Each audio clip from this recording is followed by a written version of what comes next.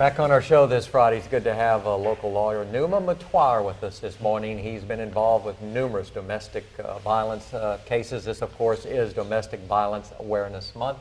Numa, thanks for dropping by. I know you're busy, a busy man. It's good to have you this morning. Numa, you've been at the DA's office for 9 years now, working on exclusively domestic violence? That's correct. I run a special victims unit for domestic violence with the DA's office, and we also work collaboratively with the Family Justice Center and other agencies around town.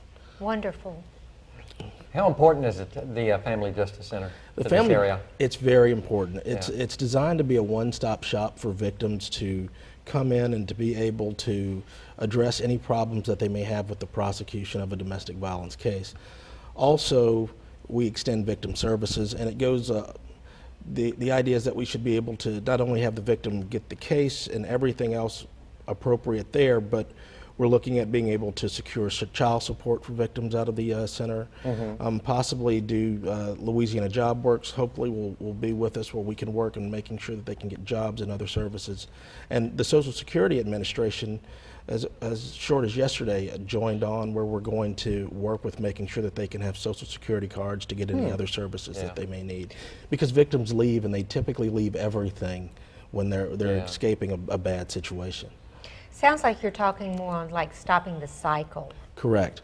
Our job is to stop the cycle of violence, and we want to make sure that people know that families that want to remain together, as long as it can be done safely, we encourage them to remain together. But we also want to make sure that we get the victim and the perpetrators to the right types of services to ensure that the cycle actually stops. And that's key. That is key. Yeah. You have been involved in thousands of cases. That's correct. I'm sure you have a lot of stories you can tell. We do, and there's so many things that happen. It's been a great path to work this area of law. You learn a lot about people. You learn a lot about what is just and what's not. And the one thing that I took home from this is that justice is not always about prosecuting cases and putting people in jail. Sometimes justice is about coming to a result that works for the victim and the perpetrator. Well, it sounds like there's a lot of collaboration efforts that take place. Definitely, and the Faith House is made up of, well, the Family Justice Center is actually made up of the Faith House and several other agencies that anchor in. The Rapides Parish Sheriff's Department is working with us.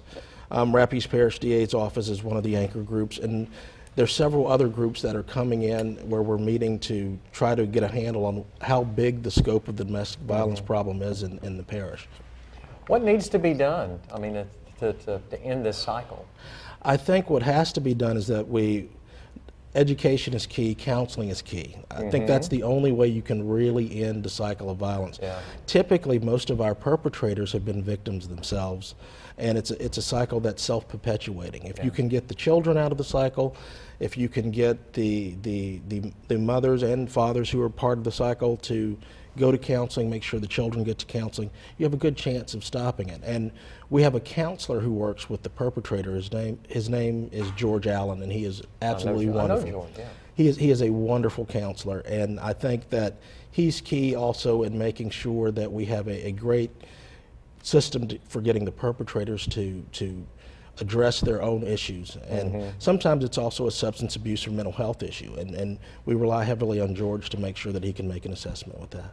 Well, do you see the victims at court? Is it the first encounter you have? Because you said 9,000, 10,000. Is it before? How do you? Well, typically what happens is there's a law enforcement agency has a file.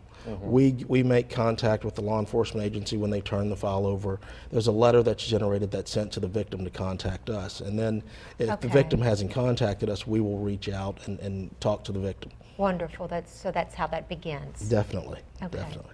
I'm sure you've seen a lot of painful cases. We've seen some really terrible things, but we've also seen some really good things where people have gotten on track and they've gotten their lives back together. Which makes you feel good. It does. And that's what the community likes to hear, how these efforts are going to. They're really great, and I think it's great to know that you have several agencies who are really coming together to try to make sure that we can make a difference in our community. It sounds like you are. Thank you so much. And and this month, making people aware of domestic violence. Yes, that's great. Numa, thanks for coming. Good to have you this morning. Thank you so much for having me. Thanks for stopping by. And thank you for what you do. Thank you so much, Numa. Thank y'all.